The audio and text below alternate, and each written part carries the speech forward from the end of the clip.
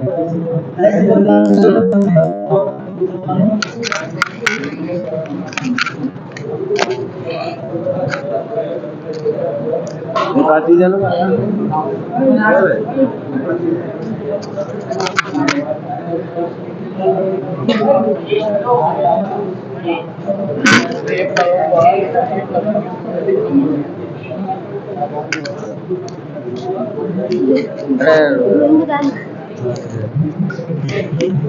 Hello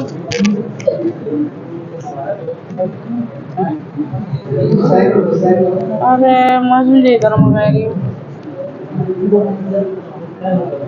حضرت حسین رضی اللہ تعالیٰ عنہ کے بارے میں سوال ہے کہ ان کو قتل جو ہے کس نے کرایا اور ان کے واقعے کے بارے میں اس پر میں تھوڑا تفصیل کے ساتھ ایک واقعہ کربلا کی حقیقت بھی تھوڑا دیکھنے مل جائے گا. بہت سارے پہلو ہیں اس واقعے کے.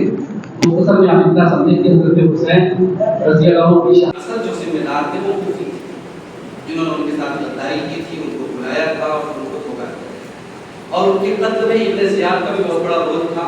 صحیح بخاری کی روایت ہے کہ ابن زیاد کے پاس حضرت حسین کا سر لایا گیا تھا. ظاہر ہے کہ سر لایا گیا تو اس کی مرضی میں لوگ نہیں رہے. اور ابن زیاد کے بارے میں تاریخ کی روایت میں ان کو بتاتی ہے کہ اس نے بہت ضد کے ساتھ کام کیا. جب حضرت حسین رضی اللہ تعالیٰ عنہ نے پیشکش کی یا آفر کیا مجھے واپس مدینہ جانے دو یا پھر مجھے سرحد پہ جانے دو یا مجھے یزید کے پاس بھیج دو, انہوں نے کسی بھی چیز کو قبول اس نے نہیں کیا اور اس نے کہا نہیں میرے ہاتھ پہ آپ بیعت کیجیے یزید کے نام. تو حضرت حسین رضی اللہ عنہ کی جو غیرت تھی اور خودداری تھی اس نے گوارا نہیں کیا. اب اس میں یزید کا کتنا رول تھا حضرت حسین کی شہادت میں, تو ڈائریکٹلی تو کوئی ثبوت نہیں ملتا کہ یزید نے کوئی حکم دیا یا یزید اس قتل سے راضی رہا. ہاں ایک کلیم یزید پر ہوتا ہے کہ حضرت حسین کے قتل میں ابن زیاد کا ہاتھ ہونے کے باوجود اس نے ابن زیاد کو کوئی سزا نہیں دی. علامہ ابن تیمیہ وغیرہ نے یہ اعتراض یزید کے اوپر کیا ہے. اچھا, اب یزید کے معاملے میں ہمارا کیا موقف ہونا چاہیے؟ لیکن یزید کوئی صحابی نہیں, حضرت معاویہ کے بیٹے ہیں اور حضرت معاویہ کے بعد خلیفہ منتخب ہوئے. ان کے دور میں 3 بڑے افسوسناک واقعات. ان واقعات میں اگر ان کی ذمہ داری نہیں بھی تھی لیکن تینوں واقعات اپنے حساب سے بہت بڑے خطرناک واقعات تھے. حضرت حسین کی شہادت, ایک مدینہ کے اندر بغاوت کا ہونا اور پھر مدینہ پہ فوج کا حملہ کرنا اور پھر مکہ پہ ہونا. تو یہ 3 ایک افسوسناک واقعات جو یزید کے دور میں ہوئے. اس وجہ سے علماء کی ایک بہت بڑی جماعت ایسی بھی ہے جس نے یزید کے بارے میں یعنی اچھے کلمات استعمال نہیں کیے. علامہ ابن تیمیہ کا جو موقف ہے مجھے زیادہ مضبوط معلوم ہوتا ہے کہ ہم یزید کے معاملے میں خاموشی کریں, نہ تو ہم انہیں بہت اپنا محبوب جانیں اور ان کی محبت کے قصیدے پڑھیں اور نہ ان کو برا کریں.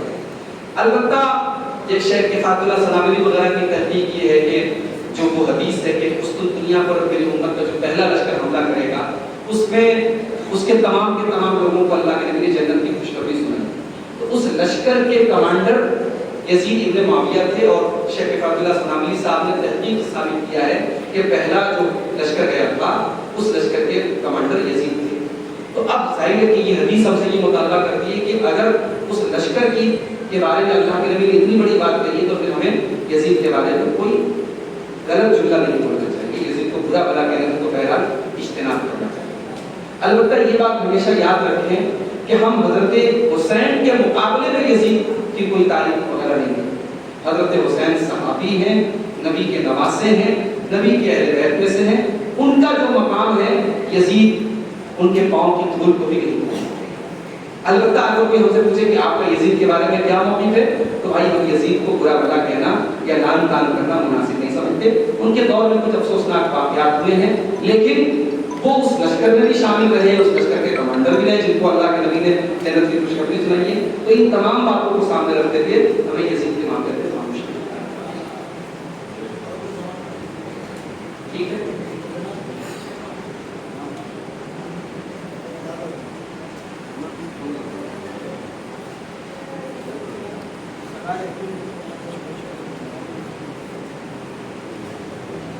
صحیح.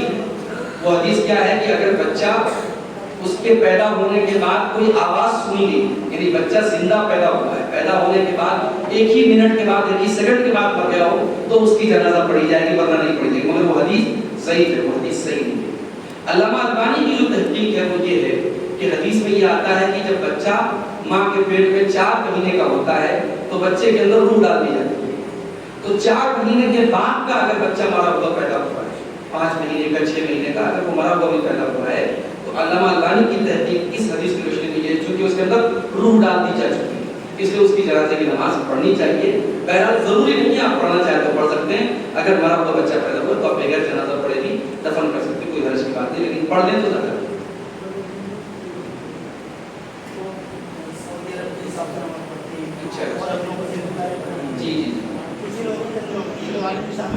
ایسا ہے کہ دیکھیے بعض لوگوں کا یہ کہنا ہے کہ ساری دنیا میں ایک چاند ہونا چاہیے. اب وہ ایک چاند کہاں کا ہونا چاہیے؟ تو چونکہ مکہ ہمارا قبلہ ہے تو مکے کا چاند ہونا چاہیے. دیکھیے چاند کے مسئلے کے بارے میں جو حدیثیں موجود ہیں ان حدیثوں سے یہ بات سمجھ میں آتی ہے کہ چاند ساری دنیا میں ایک نہیں ہو سکتا. چاند الگ الگ رویت ہے، الگ الگ مطلع ہے. تو ہر علاقے کے لوگ اپنے یہاں کے چاند کے حساب سے روزہ رکھیں، اپنے یہاں کے چاند کے حساب سے عید منائیں. اور یہ تو ٹیکنالوجی کے ڈیولپ ہونے کے بعد ہم کو پتہ چلا ہے کہ سعودی عرب سے اور ہمارے یہاں سے ایک دن کا ڈفرنس ہے. ورنہ جب ٹیکنالوجی اتنی ڈیولپ نہیں تھی اس زمانے میں ہندوستان کے لوگ روزہ کیسے رکھتے تھے؟ سعودی جا کے چاند دیکھ کے آتے تھے پھر روزہ رکھتے تھے. کیا نہیں، ایسا نہیں تھا. ہر ملک کے لوگ اپنے یہاں کا روزہ دیکھ کے روزہ رکھتے تھے، چاند دیکھ کے اور چاند دیکھ کر کے عید مناتے تھے. تو یہ ایک نیا فتنہ پیدا ہوا ہے. اور جو علماء، میں یہ علماء کو بھی جانتا ہوں جو ایک چاند کے قائل ہیں، جیسے ہماری جماعت کے بڑے مشہور عالم مولانا جلال الدین قاسمی صاحب، ان کی بھی تحقیق ہے کہ پوری دنیا میں ایک چاند ہونا چاہیے. مگر ان کا بھی یہ کہنا ہے کہ جب تک اس مسئلے میں سارے امت کے علماء متفق نہ ہو جائیں تب تک ہر انسان اپنے یہاں کی جماعت کے ساتھ ہے. تو جماعت سے الگ آپ ایک دن پہلے عید منائیں، ایک دن پہلے سے روزہ رکھیں، یہ بالکل غلط ہے. آپ جماعت کے ساتھ رہیں. ٹھیک ہے، جن علماء کی تحقیق ہے ایک چاند کی وہ ایک تحقیق ہے، اس پر بحث ہو سکتی ہے. اس میں بھی دلیل کے اعتبار سے جو زیادہ مضبوط بات ہے وہ یہی ہے کہ ہر شہر کے لوگ اور ہر علاقے کے لوگ اپنے یہاں کی اجرت کے ساتھ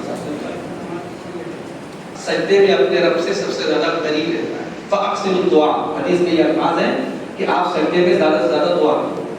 اب یہ دعا ہم عربی میں کریں کہ اردو میں کریں؟ تو اہل علم یہ کہتے ہیں کہ جو انسان عربی میں دعائیں کر سکتا ہے، اس کو عربی کی دعائیں یاد ہے، وہ عربی میں ہی کرے. اور جس کو عربی کی دعائیں یاد نہیں ہے وہ اردو میں بھی کر سکتا ہے، اپنی زبان میں بھی کر سکتا ہے. لیکن یہ دعائیں آپ کب کریں گے؟ جب آپ اللہ کے نبی سے ثابت جو تسبیحات ہیں وہ پڑھ لیں. اس کے بعد فرض نماز بھی اب جیسے امام کے پیچھے آپ پڑھ رہے ہیں تو ظاہر اس میں اتنا ٹائم تو آپ کے پاس نہیں کہ آپ اپنی دعائیں اس میں شامل کر سکیں. تو آپ اس میں سبحان ربی الاعلیٰ ہے یا سبحان قدوس رب الملائکہ ہے یا سبحان اللہم رب اغفر لی ہے. تو یہ جو دعائیں اللہ کے رسول سے ثابت ہے وہ آپ پڑھ لیں، کافی ہے. باقی جب آپ خود سے نماز پڑھ رہے ہیں، تہجد آپ پڑھ رہے ہیں یا سنت نمازیں پڑھ رہے ہیں، نفل نمازیں پڑھ رہے ہیں، آپ کے پاس بھرپور ٹائم ہے، ٹھیک ہے، آپ اس میں اپنی دعائیں بھی مانگ سکتے ہیں. لیکن بہتر کیا ہے کہ آپ اللہ کے نبی کی دعاؤں کو یاد کیجیے. دعا کی ایک کتاب آتی ہے حصن المسلم، اس کو آپ خرید لیجیے. اس میں دعا بھی ہے، دعا کا ترجمہ بھی ہے. دعاؤں کو یاد کیجیے، اس کا ترجمہ بھی اپنے دماغ میں بٹھا لیجیے. جب آپ نبی کی دعاؤں کو پڑھیں گے تو اس کی تاثیر الگ ہے. تو اگر کسی کو دعائیں یاد نہیں تو پہلے وہ اپنی زبان میں پڑھ سکتا ہے. اللہ علیہ وسلم پڑھنے کا انتظام جیسے مسجد میں جنازہ ہو رہا ہے اور وہاں عورتوں کا بھی ارینجمنٹ تو پڑھ سکتی ہے. لیکن اللہ کے نبی کے دور میں ایسا نہیں ہوتا تھا کہ جہاں جنازے کے لیے مصلی بنا تھا وہاں عورتیں جا کر کے الگ سے پڑھیں. ایسا تو ہوا ہے کہ مسجد میں جنازہ آیا اور عورتوں نے پڑھا، لیکن جو جنازے کی نماز کے لیے الگ سے مصلی ہوتا تھا وہاں جا کے عورتیں عام طور سے نہیں پڑھیں. تو جنازے کی نماز اصلاً مردوں کی نماز ہے. عورتیں ان کی مطابقت میں جیسے مسجد میں ہو رہا ہے عورتوں کا انتظام ہے تو پڑھ سکتی ہے، لیکن اصل یہ نماز پڑھ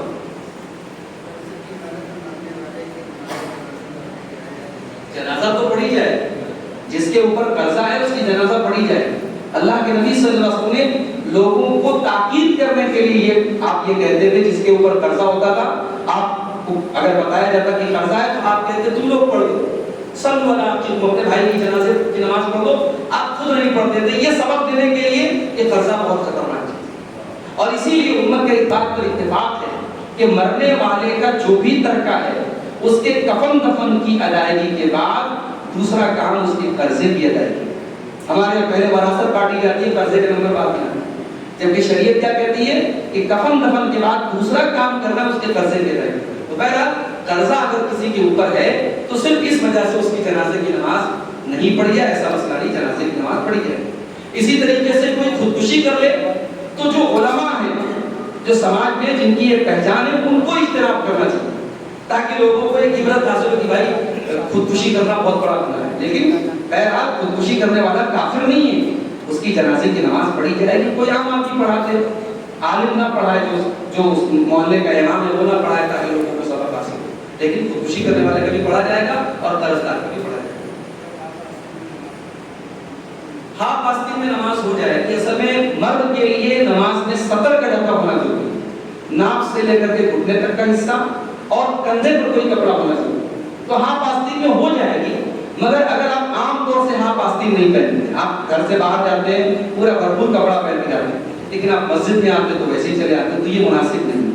اللہ نے قرآن میں کیا کہا کہ اپنی زینت کو اختیار، خصوصی نظرکم عند کل مسجد، اپنی نماز میں زینت کو اپنا لو، تو جو آپ کی زینت والا لباس ہے، جو لباس آپ کو اچھا لگتا ہے سماج میں، وہ لباس آپ پہن کے مسجد میں آؤ، ایسے تو بنیان اور لنگی میں بھی نماز ہو جائے گی، لیکن وہ مناسب ہے۔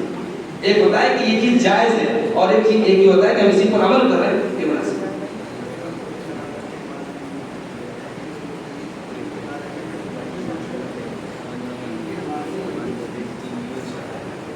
ٹوپی کے معاملے میں بھی ہمارے یہاں بہت افراط و تفریط ہے، بعض لوگوں کے ٹوپی اتنی اہم چیز ہے، بعض لوگ تو ٹوپی کو اتنا ضروری سمجھتے ہیں کہ صاحب مسجدوں میں وہاں ٹوپی رکھی رہتی ہے بالکل گندی سی گرد و غبار میں ہٹی ہوئی، اب وہ جو باہر سے آتا ہے بیچارہ اگر گندی سی ٹوپی نہیں لایا تو وہ گندی سی ٹوپی لگا کے نماز پڑھتا ہے۔ تو بھائیو ٹوپی ہمارے کلچر کا ایک حصہ ہے، ٹوپی کوئی شریعت کا مسئلہ نہیں ہے، ٹوپی ہمارے کلچر کا ایک حصہ ہے۔ ہمارے یہاں ایک مسلمان کا جو ڈریس ہے، ایک مسلمان کا جو لباس ہے، پوشاک ہے، اس میں ٹوپی بھی شامل ہے۔ تو قرآن یہ کہتا ہے کہ آپ جب نماز میں آؤ تو اپنی زینت اختیار کرو، تو زینت میں آپ کا جو ایک بہترین ڈریس ہے اس میں ٹوپی بھی شامل ہے، آپ ٹوپی لگا کے آؤ۔ ہاں ٹوپی اگر نہیں مل رہی ہے، سامنے ٹوپی نہیں ہے، آپ ٹوپی کے بغیر مسجد میں آ کے نماز پڑھ لو، کوئی مسئلہ نہیں، مگر اس کو عادت بنا لینا، جیسے ہمارے بعض نوجوانوں کا وہ ٹوپی لگاتے ہی نہیں ہیں، ایسے جنازے میں جائیں گے ٹوپی لگا لیں گے، کسی کی شادی میں جائیں گے ٹوپی لگا لیں گے، مسجد میں آئیں گے بغیر ٹوپی کے آئیں گے، تو یہ مناسب نہیں۔ ٹوپی بہرحال ہمارے کلچر کا، ہماری تہذیب کا حصہ ہے، ٹوپی لگا کے آنا ہے، کوئی واجب چیز نہیں ہے، لیکن بہتر ہے کہ آپ لگائیں۔ فرض نماز کے بعد اگر کوئی انفرادی طور پر ہاتھ اٹھا کے دعا مانگنا چاہتا ہے مانگ سکتا ہے، لیکن یہ طریقہ کہ امام صاحب ہاتھ اٹھائیں، پھر سارے مقتدی لوگ ہاتھ اٹھائیں اور اجتماعی طور پر سب کو کریں، یہ بالکل ثابت نہیں ہے۔ لیکن اگر الگ الگ طور پر اپنے طور پر کسی کو کچھ اللہ سے مانگنا ہے، کوئی دعا کرنا ہے، تو ظاہر ہے جو دعا کے عام دلائل ہیں ان کی روشنی میں اس کو غلط نہیں کہا جا سکتا، جائز ہے۔ اور بعض حدیثوں میں یہ الفاظ بھی ہیں کہ فرض نماز کے بعد دعا کی قبولیت کا وقت ہے، اس لیے آپ دعا کر سکتا ہے۔ غلط ہے یہ اعتراض کرنا، امام کے اوپر اگر یہ اعتراض کرتے ہیں آپ کہ وہ فرض نماز کے بعد دعا نہیں مانگتا ہے، کوئی امام نے سلام پھیر دیا، آپ کا اس سے رشتہ ختم ہو گیا، آپ اب اپنا عمل کریں، وہ اپنا عمل کریں، آپ یہ امید ہی مت رکھیں کہ وہ ہاتھ اٹھا کے دعا کرے گا، ہم دعا کریں، آپ کو دعا مانگنا ہے مانگیے، امام کو مانگنا رہے گا مانگیے۔ اور میں تو خود یہ کبھی کبھی جب میں امامت کرتا ہوں تو میں اگر مجھے خود مانگنا رہتا ہے تو میں فرض کے بعد جب سنت وغیرہ پڑھ لیتا ہوں، جب قبلہ کی طرف میرا منہ ہوتا ہے تب میں دعا کرتا ہوں، کیونکہ دعا کے آداب میں سے قبلہ کی طرف بھی منہ کرنا ہے۔ اب امام بلا وجہ مقتدیوں کی طرف منہ کر کے دعا کریں گے، کوئی اچھی بات نہیں۔ اور اگر یہ چیز کوئی ثابت ہوتی تو حدیثوں میں بیان ہوتی، حدیثوں میں ایسا کوئی بھی بیان نہیں ہے کہ اللہ کے نبی نے اس طریقے سے دعا کی، بلکہ اللہ کے نبی تو سلام پھیرنے کے بعد صحابہ کی طرف متوجہ ہو جاتے تھے، ان کے سوالوں کا جواب دیتے تھے۔ کسی حدیث سے ثابت نہیں کہ آپ صحابہ کے سامنے ہاتھ اٹھا کے دعا کرتے ہیں۔ فجر کی نماز کے بعد اور سورج کے نکلنے تک کوئی نفل نماز ہمیں نہیں پڑھتی، اور عصر کی نماز کے بعد اور سورج کے غروب ہونے تک ہمیں کوئی نفل نماز نہیں پڑھتا۔ لیکن اگر آپ کسی بھی ضرورت سے مسجد میں آئے تو جو 2 رکعت تحیۃ المسجد کی نماز ہے وہ آپ پڑھیں، کیونکہ یہ سبب والی نماز ہے۔ جو نماز کسی سبب سے پڑھی جاتی ہے وہ کبھی بھی پڑھی جاتی ہے، جیسے گرہن کی نماز ہے، جب گرہن لگے گا تب پڑھیں گے، استسقاء کی نماز ہے، جب بارش نہیں ہوگی تب پڑھیں گے۔ تو تحیۃ المسجد وہ کبھی بھی آپ پڑھ سکتے ہیں، فجر کے بعد بھی آپ مسجد میں آئے 2 رکعت پڑھیں گے، عصر کے بعد بھی آئے، حتیٰ کہ سورج ڈوبنے والا ہے تب بھی آپ آگے اگر ٹائم ہے 2 رکعت پڑھنے کا تو پڑھے گا، اس لیے اللہ کے نبی نے بڑی تاکید کے ساتھ کہا ہے جو مسجد میں آئے وہ 2 رکعت پڑھے رہے۔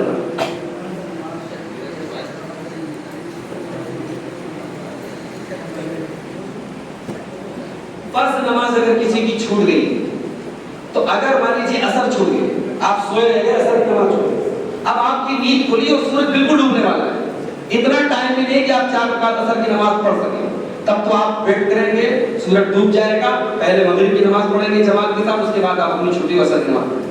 لیکن اگر آپ کی نیند کھلی اور مان لیجئے کہ مغرب کی اذان میں بھی 15 منٹ باقی ہے، 10 منٹ باقی ہے، تو آپ یہ نہیں سوچیں گے کہ سورج ڈوبنے والا ہے۔ فرض نماز اگر چھوٹی ہے تو جیسے ہی آپ کو یاد آتا ہے یا جیسے ہی آپ کی نیند کھلتی ہے آپ فوراً پڑھیں۔ ہمارے یہاں کیا ہوتا ہے، کسی کی فجر کی نماز اگر چھوٹ جائے تو کب پڑھتا ہے؟ ظہر کے ٹائم پر۔ ایسا نہیں کرنا چاہیے۔ اگر کبھی بائی چانس آپ کی فجر چھوٹ گئی تو آپ جب نیند کھلے، اگر آپ ناپاک ہیں تو غسل کر کے، ناپاک نہیں ہے تو وضو کر کے آپ پہلے فجر کی نماز پڑھیے، اس کو ظہر تک ڈیلے مت کیجیے۔ اللہ کے رسول کی حدیث ہے، جب بھی کسی کی نماز چھوٹ جائے فَلْيُصَلِّهَا إِذَا ذَكَرَهَا، جیسے ہی یاد آئے فوراً۔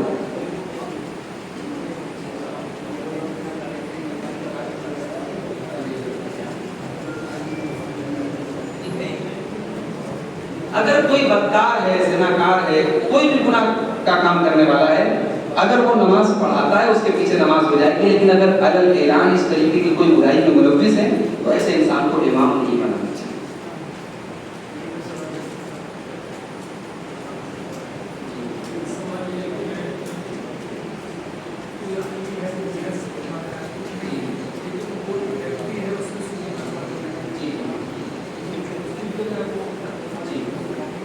اگر کوئی انسان کسی ایسی جگہ کام کر رہا ہے کہ وہ فیکٹری جو ہے وہاں کاروبار جو ہو رہا ہے اس میں سود کی رقم لگی، تو اب سوال یہ کہ ہم وہاں پہ جو کام کر رہے ہیں وہ کام جائز ہے، تو اب یہ کام ہم کر سکتے ہیں کہ نہیں کر سکتے؟ تو دیکھو آپ کا کام جو ہے وہ صحیح اگر ہے اور وہاں کوئی حرام چیز تیار نہیں ہو رہی ہے تو آپ کام کر سکتے ہیں، اس لیے کہ آپ اپنی محنت مزدوری کا پیسہ دیں۔ البتہ اگر کوئی ایسا کارخانہ ہے جہاں کوئی حرام چیز تیار ہو جائے تو وہاں آپ جتنی بھی محنت کا کام کریں وہ جائز ہے، جو جیسے کہ اللہ تعالیٰ نے فرمایا وَلَا تَعَاوَنُوا عَلَى الْإِثْمِ وَالْعُدْوَانِ، گناہ کے کام میں اور زیادتی کے کام میں ایک دوسرے کی مدد نہیں۔ لیکن اگر کام جائز ہے اس میں اس نے حرام کمائی ملائی ہوئی ہے، سود و بیاج کا کاروبار کرتا ہے وہ، تو وہ اس کا ذمہ دار ہے۔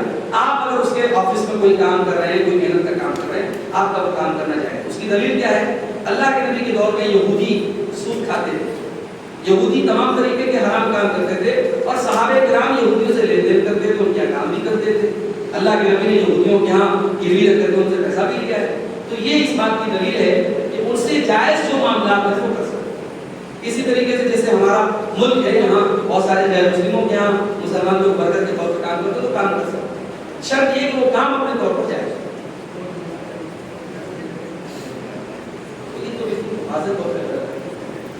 ووٹ جو ہے وہ ایک قسم کی گواہی ہے۔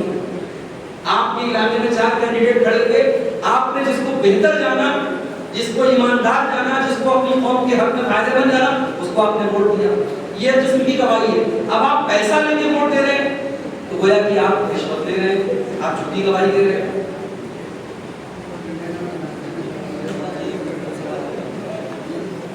عیدین اور جنازے کی نماز میں تکبیر زوائد کے ساتھ تعین کرنے کے بارے میں اختلاف ہے، اس سلسلے میں جو حدیث موجود ہے بعض علماء نے اس حدیث کو صحیح کہا ہے، بعض نے ضعیف کہا ہے۔ زیادہ راجح اور مضبوط بات یہ معلوم ہوتی ہے کہ وہاں رفع یدین نہیں۔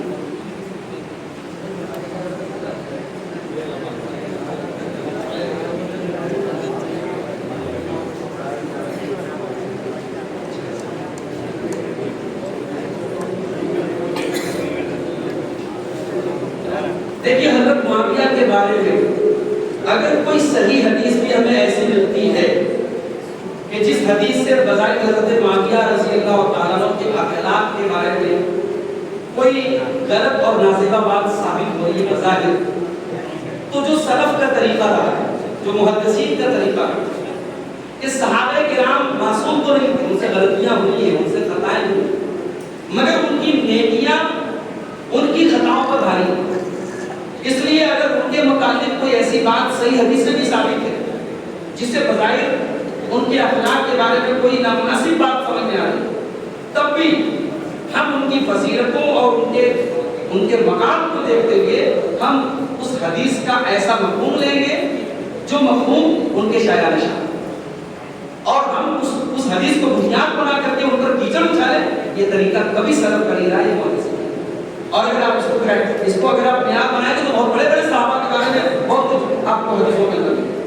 تو حضرت معاویہ رضی اللہ تعالیٰ عنہ بے اتفاق صحابی رسول ہے، ان کے فضائل ہیں، ان کا اپنا ایک مقام ہے. حضرت علی کے ساتھ ان کا جو اختلاف ہوا وہ بہرحال ایک اجتہادی معاملہ تھا، اور اللہ کے رسول کی حدیث کے مطابق حضرت علی حق سے زیادہ قریب تھے، لیکن حضرت معاویہ باطل کو نہیں تھے. حضرت علی حق سے زیادہ قریب تھے، حضرت معاویہ بھی حق پر تھے، اور ان کے معاملات کو ہمیں اللہ کے حوالے کر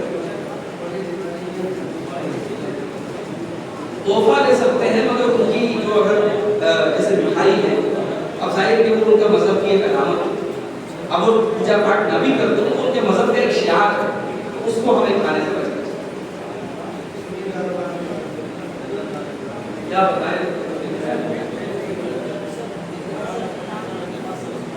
یہیں پہ سوال کے سیشن کا اختتام کیا جاتا ہے اور اسی کے ساتھ اس مجلس کے برخاست ہونے کا اعلان کیا جاتا ہے. السلام علیکم ورحمۃ اللہ.